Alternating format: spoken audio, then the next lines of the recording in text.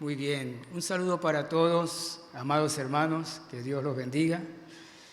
Es un honor, un placer poder comunicarme con ustedes. Le damos gracias a Dios por esta hermosa oportunidad. ¿Y por qué es hermosa? Porque nos reunimos en torno a la palabra de Dios. La palabra de Dios es nuestro castillo fuerte. Y un saludo para todos, para los bebés que están en casa, para los niños. A ver, los bebés, no los veo. Levante la mano los bebés. Los niños, ¿dónde están? Levante la mano los niños. Saludos a los niños, a los adolescentes, saludos. Levante la mano los jovencitos. Los jóvenes mayores, saludos. Eso. Los adultos, hombres, mujeres. Que Dios los bendiga ricamente. El día de ayer, anoche, recibí dos noticias y quiero que sigamos orando, que no desmayemos. El mensaje de hoy debe ser de aliento, de advertencia, pero de aliento también. Y la noticia fue que hay una hermana en Cristo que ha resultado positiva. Así que oren por ella y por su hogar también. Estemos orando por personas que han resultado positivas en esta prueba que se hace por medio del Ministerio de Salud. Que Dios pueda protegernos y darnos salud a todos. La otra noticia fue que el esposo de una prima mía, una prima hermana, también resultó positivo.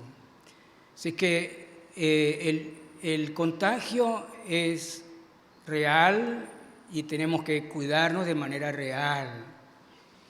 Y como quien dice, está llegando poco a poco a nuestros seres queridos, a los que nosotros conocemos. No desmayemos en la oración, no desmayemos recibiendo, digamos, ánimo y fuerza por la palabra de Dios. Y vamos a mantenernos en esa oración. Bien, el tema de hoy es ¿qué dice la Biblia sobre los desastres y el fin del mundo? Alguno de nosotros se ha inquietado, y mucha gente se ha inquietado, Pastor, ¿estamos ya para el fin del mundo? ¿Qué dice la Biblia sobre los desastres y el fin del mundo? Otra pregunta que surge por allí es ¿qué dice la Biblia acerca del coronavirus? Específicamente del coronavirus. La otra pregunta que deberíamos hacernos es ¿estamos listos para glorificar a Dios, la iglesia de Cristo?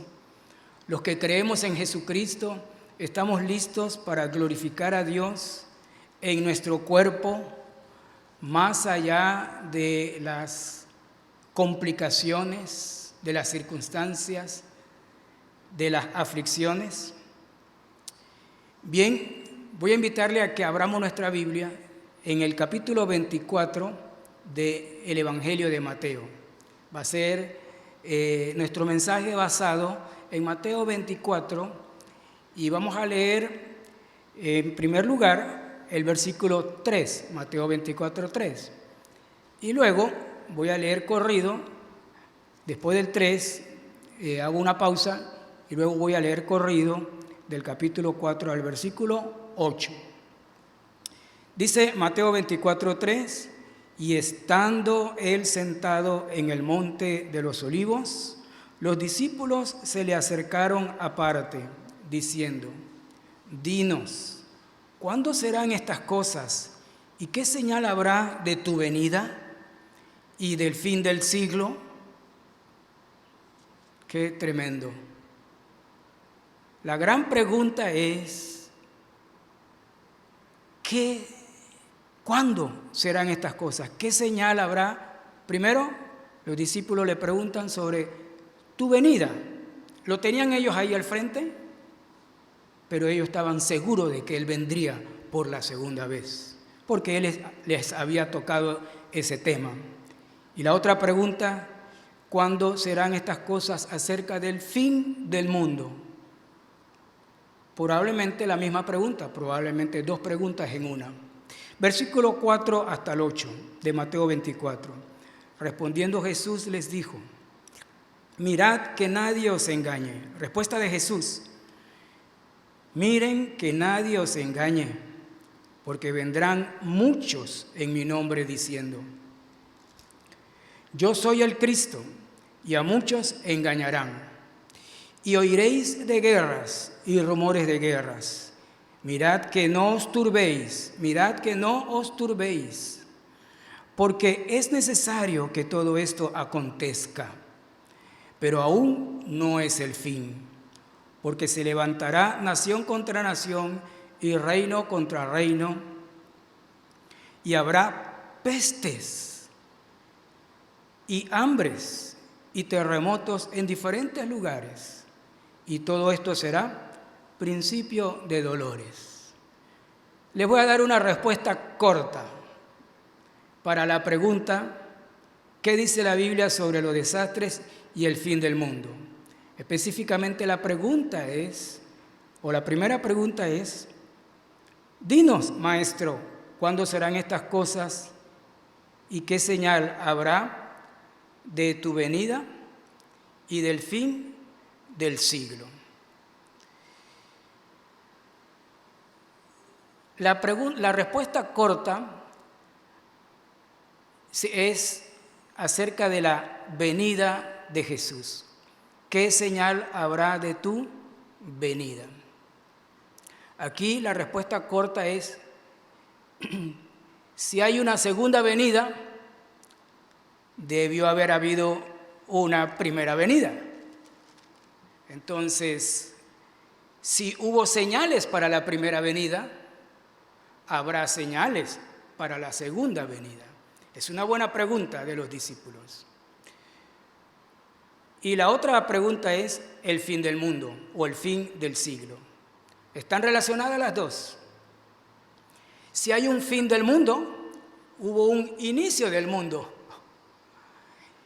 Si nosotros estamos más cerca del fin del mundo, hay personas que estuvieron más cerca del inicio del mundo.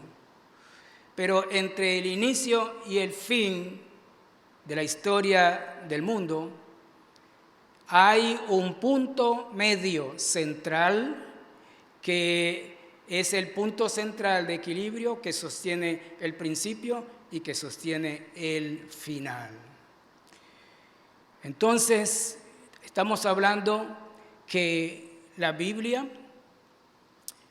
es un libro que nos presenta la verdad. Y cuando los discípulos hacen esta pregunta, obviamente están pensando en los desastres. La Biblia habla de muchos desastres. Probablemente no hable del coronavirus de manera específica, pero la Biblia habla de muchos desastres y habla del gran desastre del pecado para la humanidad. Recordarán que la Biblia habla del desastre del diluvio universal. Recordarán que la Biblia habla del desastre de la consumación de Sodoma y Gomorra. Recordarán que la Biblia habla del desastre prometido para Nínive. Habla de muchos desastres la Biblia. Pero el punto aquí es, con relación a esta pregunta, la Biblia no solamente es un libro que habla de desastres. La Biblia es un libro que da la respuesta a los desastres. La respuesta entonces es la Biblia. ¿Qué será de los desastres? Recuerda, hablemos de los desastres, pero no olvides hablar de la respuesta de los desastres, la Biblia. Y cuando hablamos del fin del mundo, el punto medio de la historia es Jesucristo. Al inicio del mundo, al final del mundo, pero marcó la historia del mundo la presencia de la primera venida, Cristo a nuestra tierra. Vamos a ampliar entonces esto que estamos hablando. Hay un asombro mundial por la pandemia que estamos viviendo. El poder de la propagación de este virus es exponencial. ¡Wow! Estamos viviendo la sensación de impotencia mundial para controlar el contagio.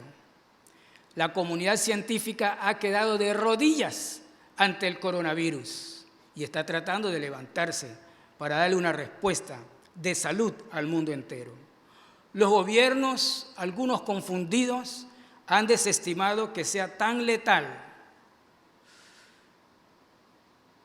Este versículo nos pone a pensar, ¿cuándo serán estas cosas y qué señal habrá de tu venida y del fin del mundo? Los religiosos de nuestro momento, de diferentes confesiones, están impresionados y tampoco tienen una respuesta para dar consuelo a las preguntas. El mundo literalmente ha quedado desprovisto de seguridad y de paz. ¿Tendremos los cristianos algo que aportar frente a esta epidemia mundial? Creo que sí. Creo que la Biblia es la palabra de Dios. Y si tú crees en la palabra de Dios, tiene respuesta para la situación de desastre de hoy día. Solo la palabra de Dios, con plena capacidad y autoridad, es la única que puede juzgar los hechos de los hombres y las circunstancias en las que viven los hombres. Con esta palabra de Dios, nuestro Señor Jesucristo juzgará al final de los tiempos a todo hombre y toda mujer. Jesús dijo en Juan capítulo 12, versículo 48, la palabra que he hablado, ella le juzgará en el día postrero.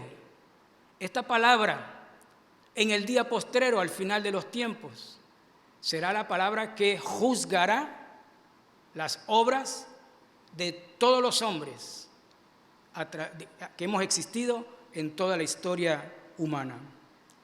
Hoy veremos y abriremos este libro que es la palabra de Dios. Es el más precioso recurso que tenemos, ni siquiera el dinero, el oro, la plata. La Biblia es el recurso más precioso que tenemos. No lo desestimemos, por favor. Ella nos lleva a la salvación y a la paz en medio de la tormenta. La Biblia es el mapa del viajero, la espada del soldado, el martillo del obrero. La Biblia es el diamante del mercader, la brújula del navegante, la lámpara del peregrino. La Biblia es el espejo del pecador, es el agua del sediento, es el pan del hambriento. La Biblia es la medicina para el enfermo, es la alfombra para el descanso. La palabra de Dios es la perla de gran precio y el deleite del Hijo de Dios. La palabra de Dios es más dulce que la miel y es más preciosa que el oro. Dios con su palabra, dice la escritura en el libro de Hechos, Dios con su palabra ha prefijado el orden de los tiempos. Hechos 17:26. Con su palabra, Él ha prefijado el orden de los tiempos. Dios tiene en sus manos un orden de los tiempos, un plan. Pobre del hombre que ignore la palabra de Dios, porque está lejos de discernir los tiempos en los que les toca vivir. Los hijos de Dios tenemos la palabra de Dios y podemos discernir con la palabra, no con las emociones o con los prejuicios o con los miedos, sino con la palabra podemos discernir, como dice Hechos 17:26, el orden prefijado de los tiempos. Cielo y tierra pasarán, pero mi palabra no pasará, dice el Señor. Mateo 24:35. La actitud de un verdadero creyente nacido de nuevo, que ha recibido la palabra de Dios en su corazón, será la actitud del rey David, que colocaba la palabra de Dios por sobre todas las cosas. Salmo 138, 2. Dice que la palabra debe ser colocada, la palabra de Dios, por sobre todas las cosas, sobre el miedo, el temor, la angustia, la necesidad, sobre la limitación de los alimentos o nuestra pérdida de salud. La palabra de Dios se ha de colocar como el rey David lo supo hacer en el Salmo 138, 2. Colocaba él la palabra de Dios sobre todas las cosas, circunstancia, tiempo, salud, riqueza o pobreza. Hace 22 años este pensamiento evolucionó en mi corazón y tomé una decisión, la de caminar sobre esta verdad. La Biblia es mi autoridad sobre toda autoridad. Mi autoridad. Decidí que la Biblia sería el top del top. Mi autoridad sobre cualquier otra autoridad de cualquier otra disciplina humana. La Biblia es nuestra única norma de fe y práctica. Ella nos dice qué sentir, qué no sentir, qué pensar, qué no pensar, qué hacer, qué no hacer. Ella está por encima de los líderes religiosos, cualquiera que sea. La palabra de Dios, la Biblia, es la autoridad sobre cualquier otra autoridad. La palabra de Dios está por encima de los líderes, sean religiosos, sean políticos, sean del renglón de la economía y de cualquier disciplina científica. La Biblia, solo ella es la palabra de Dios, no hay más. Pregunta: ¿tiene la Biblia algo que decir acerca de esta pandemia del coronavirus? Por supuesto que sí. Of course. Decían los que tienen casi mi edad. Of course, Chabelito. La Biblia tiene respuesta y tiene autoridad para hablar aún del coronavirus. Y la Biblia no solo tiene algo que decir, tiene la autoridad para decirlo. Tiene toda la autoridad por encima de los expertos y de los que no son expertos.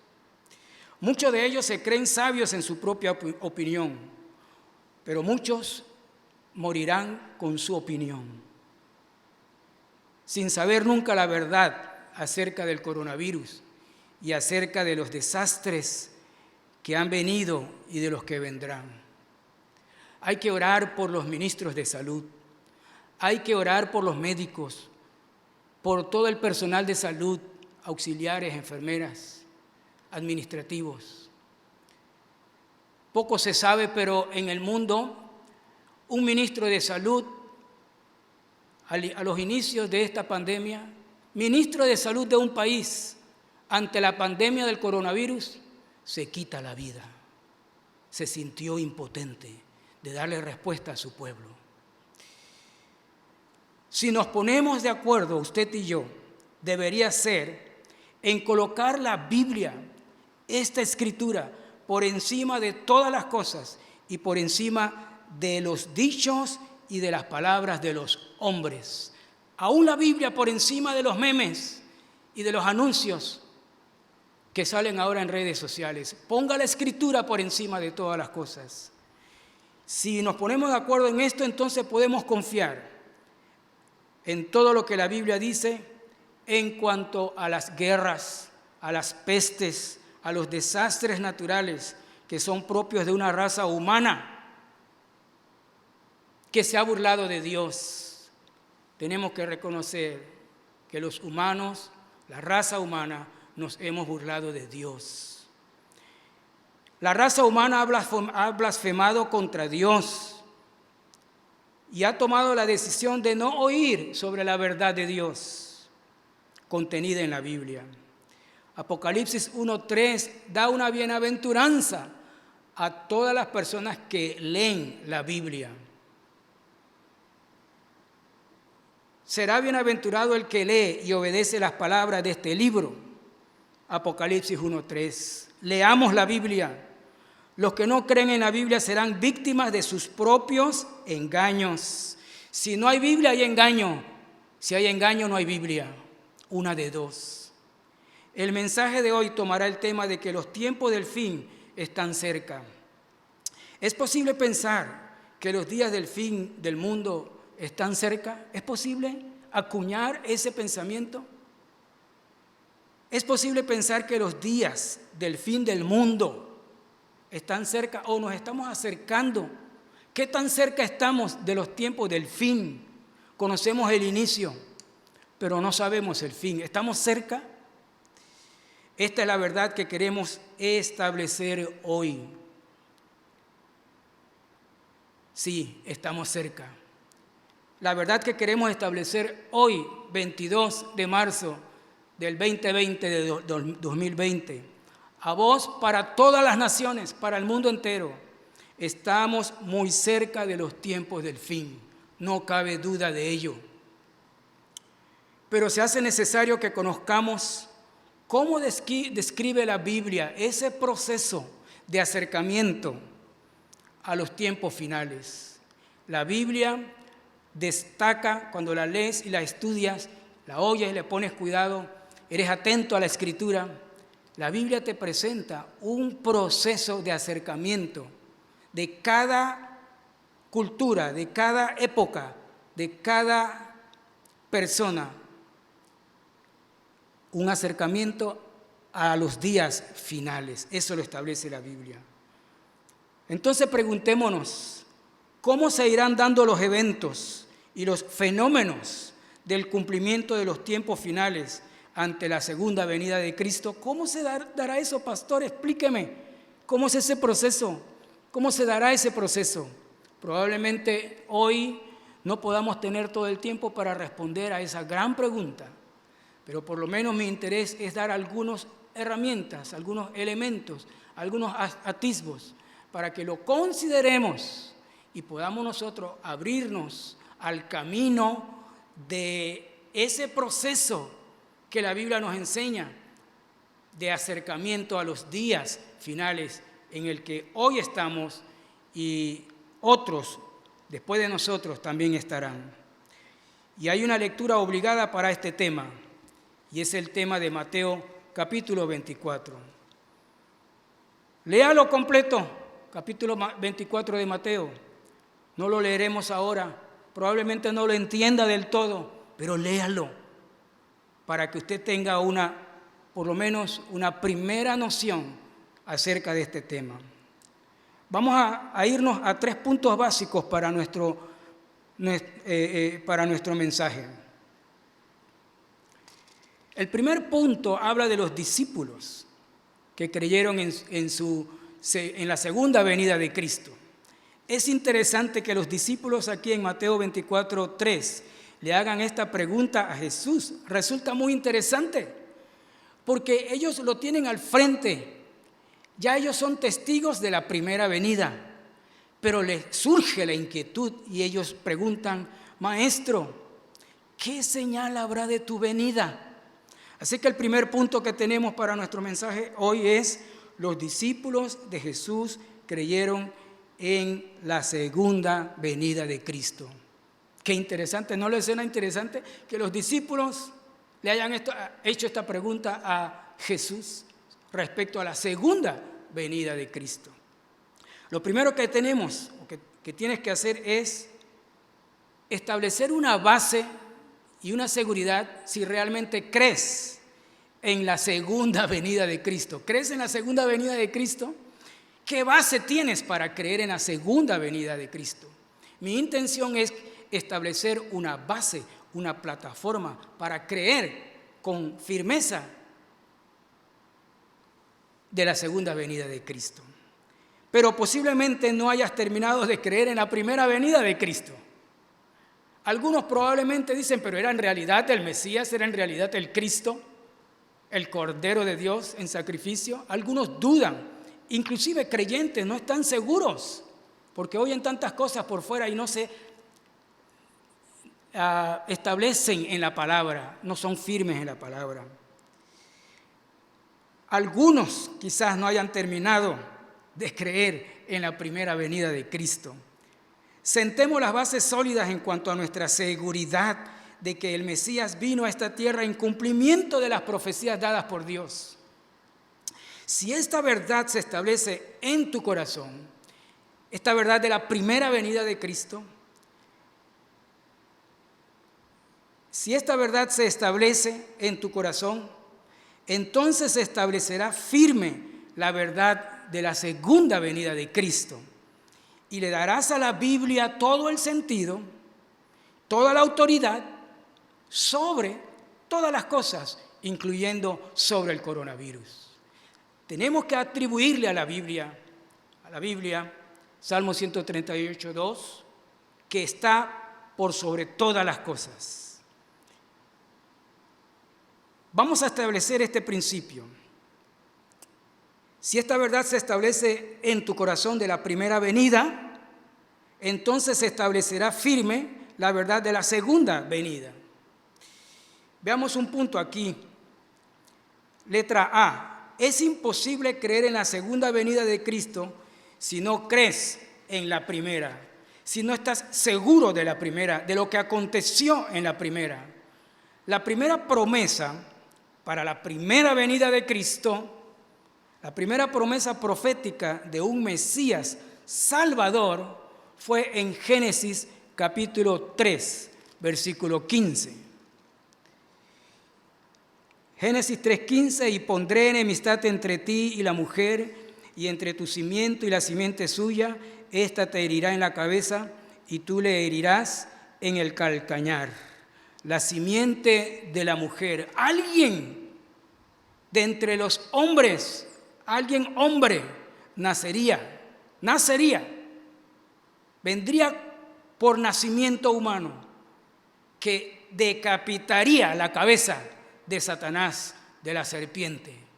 Y sabemos que ese Génesis 3:15 es la primera mención profética acerca de nuestro Salvador Jesucristo, quien vino, así como David, un pastorcito jovencito, agarró su honda y lanzó la piedra, le clavó la piedra en la frente a Goliat, cayó Goliat muerto, luego vino con su espada David y decapitó a Goliat y levantó esa cabeza de triunfo. Jesucristo vino para decapitar la cabeza de la serpiente, pero esa serpiente astuta aún se mueve entre nosotros en la historia de la humanidad. La primera promesa, Génesis 3:15, y las siguientes promesas a lo largo de la Escritura. El Mesías vendría, dice Isaías 7:14, como un bebé, hijo nos es dado, hijo nos es nacido, y la Virgen concebirá y dará a luz un hijo.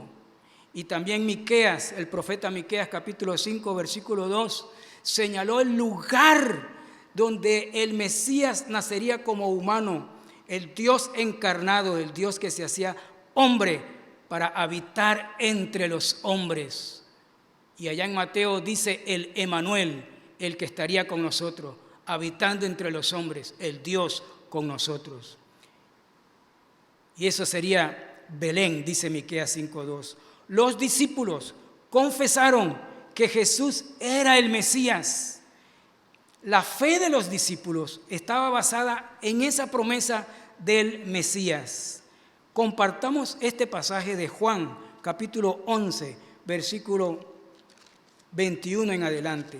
Busquemos Juan, capítulo 11, versículo 21. Los discípulos confesaron que Jesús era el Mesías, el Cristo. Juan 11, 21, voy a leer varios versículos. Dice, y Marta dijo a Jesús, Señor, si hubieses estado aquí, mi hermano no habría muerto, mas también sé ahora que todo lo que pidas a Dios, Dios te lo dará. Jesús le dijo, tu hermano resucitará. Marta le dijo, yo sé que resucitará en la resurrección, en el día postrero. Le dijo Jesús, yo soy la resurrección y la vida. El que cree en mí, aunque esté muerto, vivirá. Gloria a Dios. La vida viene de Dios y es vivir para Dios. Y todo aquel que vive y cree en mí no morirá eternamente. La pregunta de Jesús a Marta, ¿crees esto? La respuesta de Marta a Jesús le dijo, sí, Señor, yo he creído que tú eres el Cristo, el Hijo de Dios, que has venido al mundo. Pregunta, ¿puedes confesar con fuerza y seguridad que Jesús es el Cristo, el Mesías, el prometido, el ungido, el que vendría como Cordero de Dios, el Salvador, el Redentor? Pregunto, ¿puedes confesar con fuerza y seguridad que Jesús es el Cristo? Vamos al punto B. Desarrollando esta idea, en Mateo 24:3, miles de personas fueron testigos de la primera venida de Cristo y creyeron. Fueron testigos y creyeron. Miles fueron testigos y no creyeron. Miles fueron testigos y creyeron. ¿Será que todos los hermanos que asisten a nuestra iglesia son testigos y creen de la verdad de Dios? Quiero asegurarme que tú crees de manera firme e inconmovible en el Cristo de la primera venida, manifestado con poder en Jerusalén y en las regiones de alrededor. Conocer los detalles de la palabra profética de la primera venida debería motivarnos a conocer los detalles proféticos de la segunda venida. Veamos como ejemplo en lo que quiero decir un solo detalle profético de la primera venida de Cristo. Busquemos por favor Marcos capítulo 11, el Evangelio de Marcos capítulo 11, versículo 7 al 10. Voy a leer versículo 7. Ustedes recordarán el episodio. Dice Marcos 11, 7. Y trajeron el pollino a Jesús y echaron sobre él sus mantos y se sentó sobre él. También muchos tendían sus mantos por el camino y otros cortaban ramas de los árboles y las tendían por el camino. Y los que iban delante y los que venían detrás daban voces diciendo: Hosana, bendito el que viene en el nombre del Señor, bendito el reino de nuestro padre David que viene, Hosana en las alturas. ¿Pueden imaginar ese escenario? Miles proclamando a Jesús. Con esto se da fiel cumplimiento a una gran profecía. Y esta profecía está en el Salmo 118, acerca de la primera venida de Jesucristo. Podemos buscar esta hermosa profecía. Salmo 118, versículo 26. 118 del Salmo, versículo 26. Dice aquí la Escritura, literalmente, bendito el que viene en el nombre del Señor Jehová. Y luego dice, desde la casa de Jehová os bendecimos. ¿Para dónde iba? ¿En dirección de qué iba Jesús? Allá en el burrito, al templo. La Escritura se cumple. Salmo 118, versículo 26. Aparece aquí unos 900 años antes de Cristo. Y se establece la frase, bendito el que viene en el nombre del Señor. ¿Qué gritaron las multitudes en aquella primera venida? Bendito el que viene en el nombre del Señor. Cumplimiento de la profecía para la primera venida de Cristo. Ese día la multitud confesó el cumplimiento de esta profecía y toda la ciudad de Jerusalén se conmovía. Así como la ciudad de Panamá ahora está conmovida. No solamente la ciudad de Panamá, nuestras provincias, nuestras ciudades, nuestros barrios y el mundo entero. No por el Mesías, pero por el coronavirus. Pero en aquel momento la ciudad de Jerusalén estaba conmovida en positivo por la aparición del Mesías. La frase clave de esta profecía es: bendito el que viene en el nombre del Señor. Pregunta: ¿quiénes fueron testigos de este cumplimiento de esta profecía? Salmo 118, 26. La respuesta es: fueron testigos. Mire usted, la multitud, los discípulos, los fariseos, los levitas, griegos, extranjeros venidos de diferentes lugares a las fiestas, y toda la ciudad de Jerusalén, sus políticos, sus religiosos, fueron testigos. Ahora, déjenme hacerlo. Si tienen la Biblia en Marcos capítulo 11, allí, voy a hacerle una pregunta.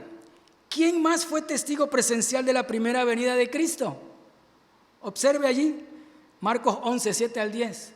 Dígame, ¿quién fue en ese escenario otro protagonista activo como testigo de la primera venida de Cristo? ¿Quién se atreve a dar la respuesta? ¿Tiene una respuesta? Observe bien el pasaje. ¿Quién se atreve a dar la respuesta? ¿Quién es un protagonista en esa plataforma teatral o cinematográfica o narrativa de la Biblia? ¡El burrito! El burrito fue testigo de la primera venida de Cristo.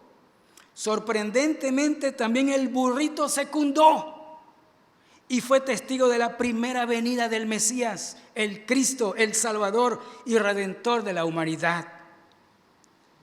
Se cumple la profecía de Zacarías 9:9.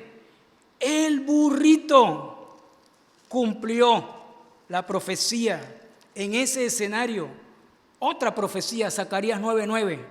Voy a leer. Alégrate mucho, hija de Sión, da voces de júbilo, hija de Jerusalén. He aquí, tu rey vendrá a ti, justo y salvador, humilde y cabalgando sobre un asno, sobre un pollino de asna. Hermano mío, ¿está firme en su corazón la verdad de la primera venida del Mesías, el Salvador, el Rey, el único Rey, el verdadero Rey, el único y verdadero sacerdote que fue Cordero e hizo el sacrificio para el perdón de nuestros pecados? El único y verdadero profeta, el que habla en nombre de Dios, siendo Dios a la humanidad entera.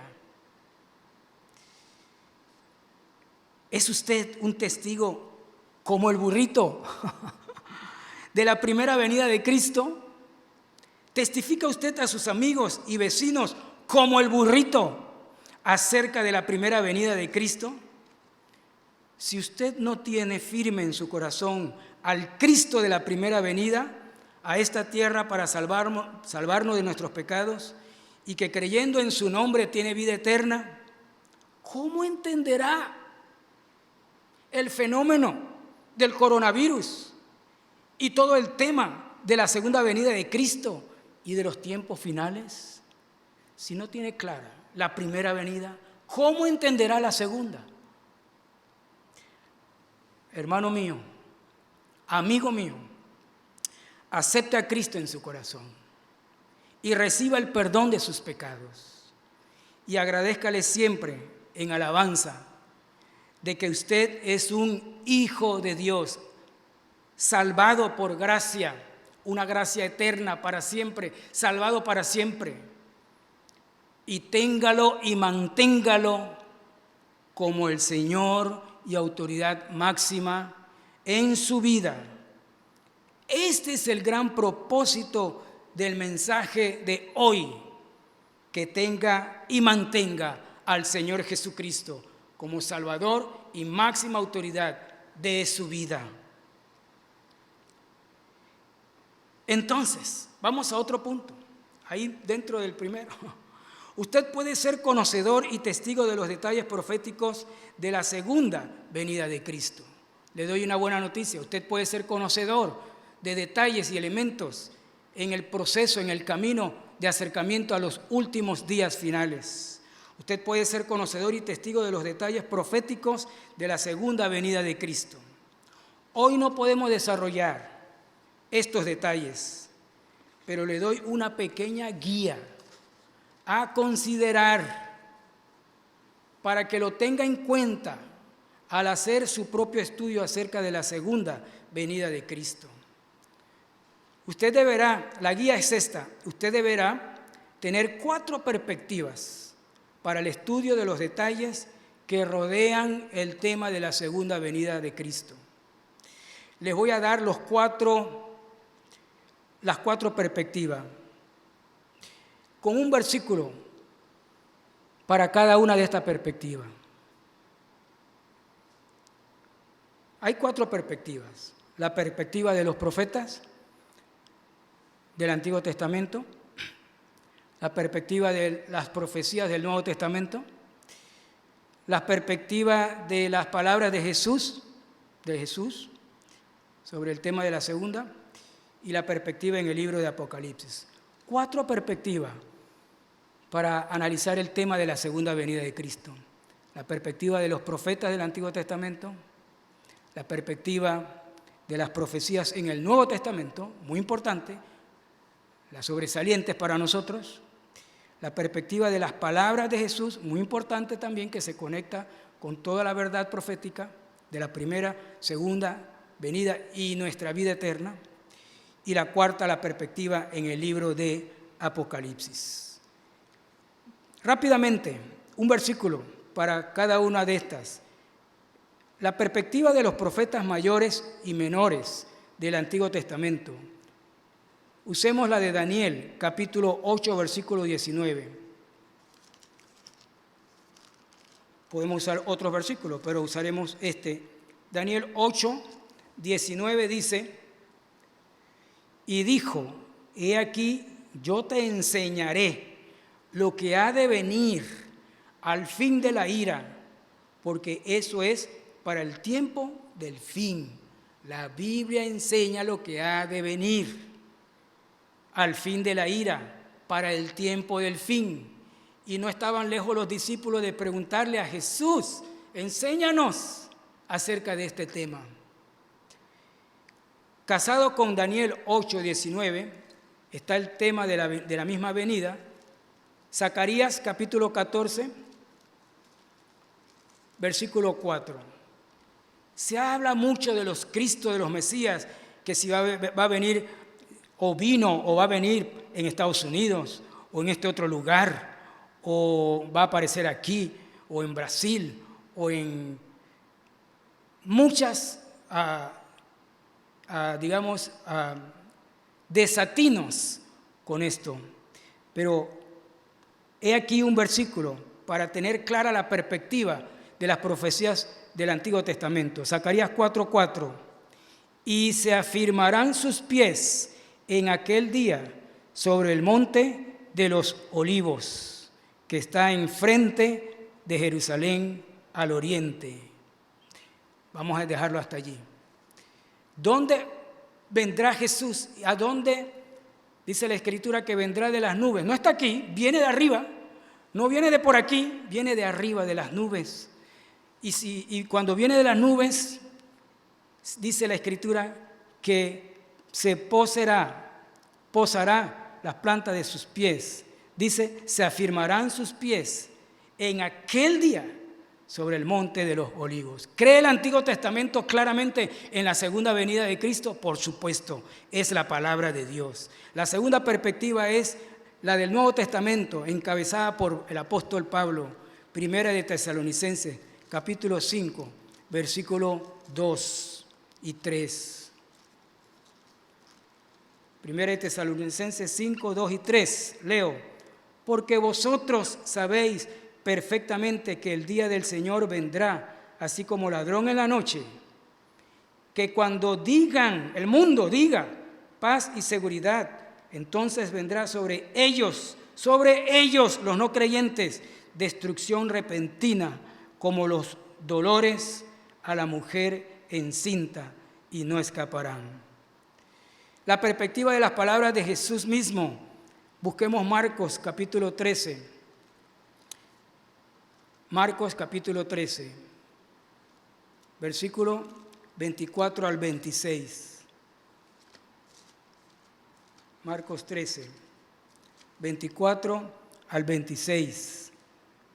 Pero en aquellos días, después de aquella tribulación, el sol se oscurecerá y la luna no dará su resplandor. Palabras de Jesús.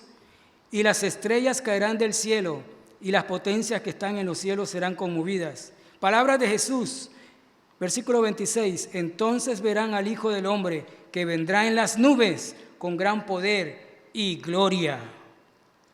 La perspectiva en el libro de Apocalipsis para hablar de este tema. Apocalipsis capítulo 1, versículo 7. Dice la Escritura: he aquí que viene con las nubes y todo ojo le verá, y los que le traspasaron verán sus marcas de la cruz, y todos los linajes de la tierra harán lamentación por él. Vamos a parar allí. Estas 4 perspectivas nos dan un camino hacia el proceder de acercamiento a los días finales. El segundo punto para hoy, basado en los primeros, más corto que el primero, dice: los discípulos hicieron la pregunta clave. Hoy casi que no saldremos del versículo 3, porque es muy inspirador. La pregunta clave, ellos la hicieron, los discípulos. Letra A, la pregunta: ¿qué señal habrá de tu venida, del fin de los tiempos? ¿Es válido hacerse preguntas? Es válido. Pero es de sabios conocer las respuestas. ¿Es válido hacer las preguntas? Válido. Pero, ¿quién responde a la pregunta? Es de sabios conocer las respuestas. Jesús nos enseña las 3 épocas, cómo se darán los tiempos finales. Jesús mismo nos da una clave, una pequeña guía para ayudarnos a visualizar los tiempos del fin y no equivocarnos en el proceso de estar cerca de esos días. No hay tiempo para mucho, pero Jesús establece en algún punto de aquí donde estamos, hacia adelante en nuestra historia, o en la historia que falta por cumplir entre los hombres, en algún punto de aquí a allá, se establece la primera etapa o el primer tramo que nos acerca a los finales días. Mateo 24, ya leímos del 3 al 8, ¿cierto? Mira el versículo 8. Jesús establece que lo anterior, lo que dijo antes, será principio de dolores. ¿Y todo esto será qué? Principio de dolores. Me sorprendí en estos días tratando de meditar sobre los dolores de la mujer que da a luz, de los dolores de parto. Me sorprendí descubrir, no lo sabía. Las mujeres sí lo saben que han dado a luz. Dicen los primeros dolores y luego vienen los dolores del alumbramiento.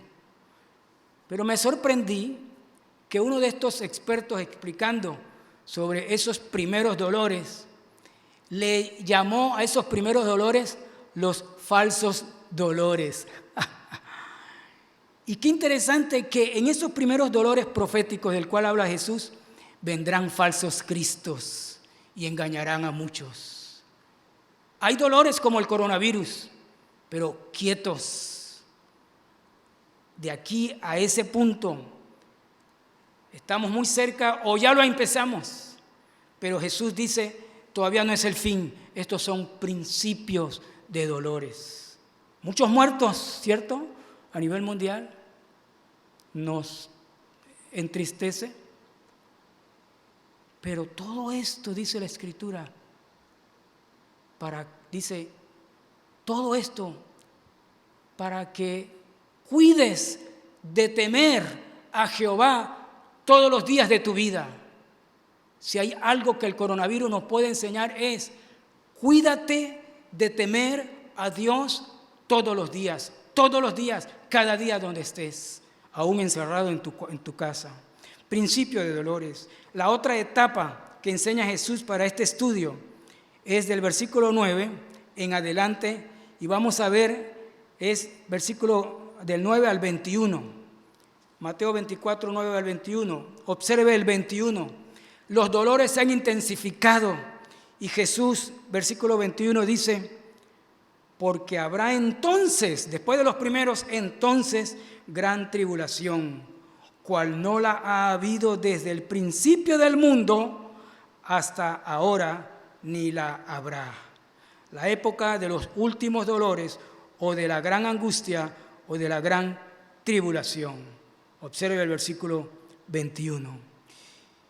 Y aquí Jesús habla de el principio del mundo, señalando con voz autoritativa que habrá un final del mundo. Significa que hay un medio en la historia del mundo entre el principio y el fin, y ese medio se llama Jesucristo. La tercera época que marca Jesús como una pequeña guía para entender ese proceso de acercamiento a los últimos días es la venida en las nubes del Mesías. El momento o la época de la venida en las nubes del Mesías como Rey. Mateo 24, versículo 27 al 30. Pero mire el versículo 29. Dice Jesús, e inmediatamente después de la tribulación,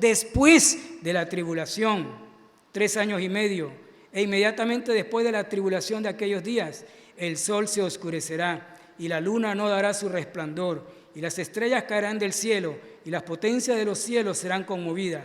Versículo 30, entonces aparecerá la señal del Hijo del Hombre en el cielo. La pregunta entonces viene, ¿cuál fue la intención de Jesús como maestro? ¿Tenía Jesús, el maestro, una intención con esta pregunta hecha por los discípulos? De tal manera que Él se extiende para responder esta pregunta en los capítulos 24 y 25 de Mateo. Su intención era tan solo que ellos supieran. Ok, ya lo saben, ya los expertos en teología escatológica ya lo saben, pero ¿y qué? ¿Ahora qué? ¿Ya lo sabes? ¿Y ahora qué? ¿Para qué te sirve saberlo? Hay muchos que lo saben y no les sirve para nada. A Jesús no se le escapa nada. A Jesús lo que le interesa es tu corazón. A Jesús lo que le interesa es que tú creas que Él es el Cristo, el que vino para sanarte, no del coronavirus exactamente, sino de la enfermedad de tu corazón, sanar tu rebeldía, tu flojera de no leer la Biblia, de no tener comunión con los demás, de sanar tu intolerancia, tus prejuicios, tu falta de pulcritud y limpieza física y espiritual. A Jesús no le mueve a actuar un coronavirus. A Jesús le mueve a actuar. A Él lo que le mueve a actuar es tu corazón. Tu corazón todavía no salvo. Tu corazón irreverente. Tu corazón sucio de la enfermedad del pecado. Ese pecado que te ha distanciado y te tiene distanciado de una comunión con el Padre. Ese pecado impide a los hombres acercarse a Dios. El coronavirus nos está impidiendo acercarnos los unos a los otros. El pecado nos impide acercarnos a Dios y a unos de los otros. Y Jesús vino con todo poder para remover nuestros corazones, de nuestros corazones, remover el virus del pecado. Este virus del pecado es el culpable de todos los demás virus. incluyendo el coronavirus. No es la nación de China la culpable, ni aquella persona que contagia al otro. El culpable del coronavirus es el virus del pecado que nos hace actuar de manera egoísta y rebelde. Cuando crees en la primera venida de Cristo y estás firme en esa fe, ¿qué crees que va a ocurrir? Si crees en la primera venida de Cristo firme, ¿qué crees que va a ocurrir en tu vida? Te convertirás en un testigo. Si crees, te convertirás en un testigo de la primera venida de Cristo. Serás un testigo de la verdad de toda la Biblia. Podrás ser como el burrito. Podrás ser como ese burrito humilde que llevó manso a Jesús sobre sus espaldas para que otros también lo adoraran como el verdadero Rey.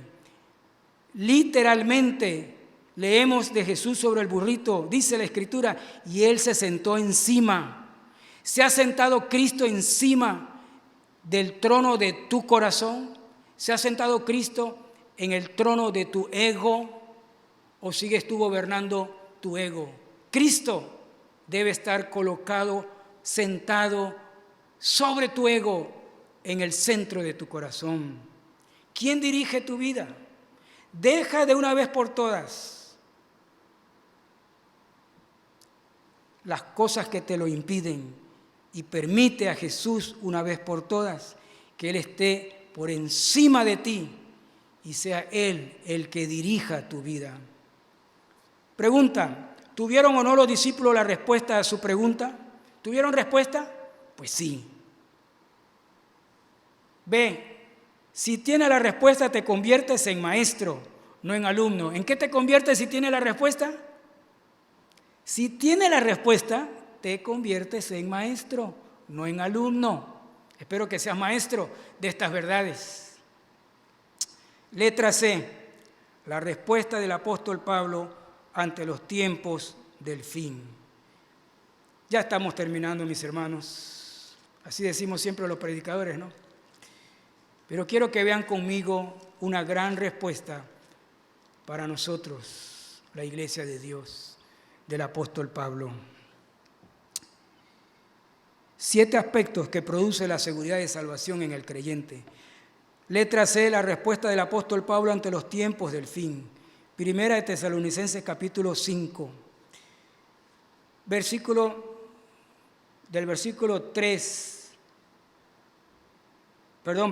4.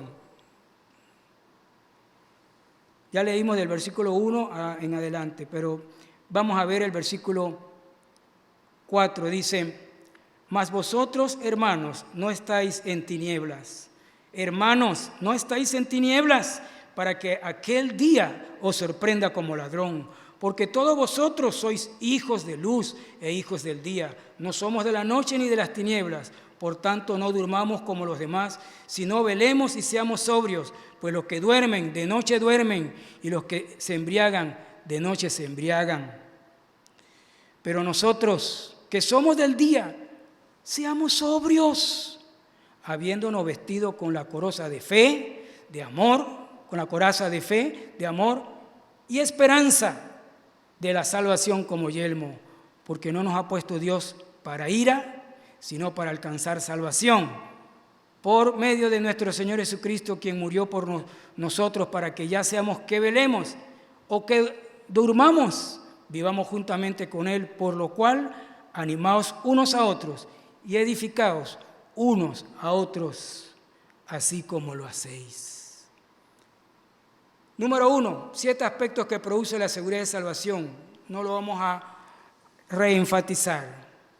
Primer aspecto, si tú estás seguro de la primera venida y estás seguro de tu salvación, Pablo lo resume aquí de esta manera. El creyente sabe y está seguro de la venida de Cristo. Versículos del 1 al 3 de 1 Tesalonicenses 5.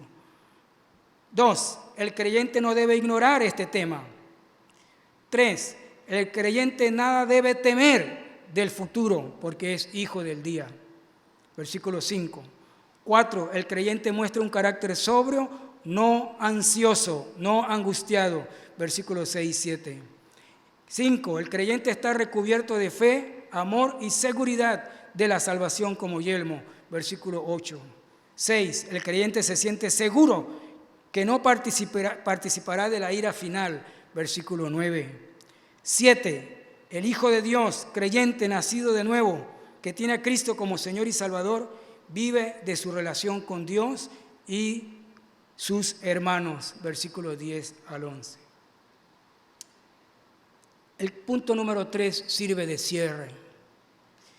La pregunta clave es: ¿cómo ver la actual epidemia mundial del coronavirus? ¿Cuándo será? Ese cuándo será de esa pregunta de los discípulos nos incluye a nuestra época. ¿Será ahora? ¿Será pronto? Vamos a tratar de responder esta pregunta. Letra A. Esta epidemia mundial es parte de los eventos que sucederán en ese proceso antes de la venida de Cristo, con el propósito que el mundo entero traiga a sus pensamientos arrepentirse y volverse a Dios. Jonás predicando a Nínive y el rey que se convierte y manda un decreto para establecer ayuno aún a los animales, es una buena figura de lo que estamos viviendo. La idea es que nos arrepintamos y volvamos a Dios. Letra B. Esta epidemia nos muestra que el dolor en la humanidad por pestes, guerras, hambre y la mala economía, perdónenme por la próxima noticia que les estoy dando, irá en aumento. Esto irá en aumento después de hoy. Como decía mi hermano Freddy al principio, la Segunda Guerra Mundial estableció un antes para la humanidad y un después. Seguro que después de hoy habrá una marca en la historia de un antes y un después. Letra C. Esta epidemia se convierte quizá en el primer y más grande evento apocalíptico para que la humanidad se vea en un espejo y vea lo egoísta que es, lo frágil que somos y la necesidad de acercarnos a Dios y recibir a Cristo como el verdadero Señor del universo que viene por la segunda vez a esta tierra. Cristo es la única esperanza. Es probable que, escuchando este mensaje, tú no tengas seguridad de tener a Cristo en tu corazón. Por favor, ora conmigo y entroniza a Jesús en tu corazón. Señor Jesús, te doy gracias porque tu amor es infinito para conmigo. Vengo ante ti y te pido perdón por todos mis pecados y por mi realidad de haber estado lejos de ti. Perdóname mi indiferencia a la palabra de Dios. En este momento te abro las puertas de mi corazón y de mis pensamientos. Te pido que entres a mi vida. Te reconozco como Señor y Salvador de mi vida. Creo en el Cristo y en la vida eterna que tú me das. En el nombre de Jesús. Amén. La conclusión de este mensaje aparece en 1 Tesalonicenses, lo que hemos leído, capítulo 5, los mismos versículos, pero aplicado con el verbo cultivar. La actitud ante el coronavirus y todo lo que pueda venir debe ser la siguiente. Voy a leerlo, basado en los versículos de 1 Tesalonicenses 5. 1. Cultivar un carácter sobrio y atento ante las crisis profetizadas. Versículos 6 al 7. 2. Cultivar la fe, el amor y la seguridad. Versículo 8. 3. Cultivar la alabanza a Dios. Versículo 9, que nos salva de la ira. 4. Cultivar nuestra relación con Dios, sea que muramos O sea que vivamos, versículo 10 y 5, cultivemos el animarnos y edificarnos en la palabra los unos a los otros. Voy a cerrar con una oración y después una alabanza. Dios Todopoderoso, gracias te damos. Bendícenos a todos en el nombre de Cristo. Amén.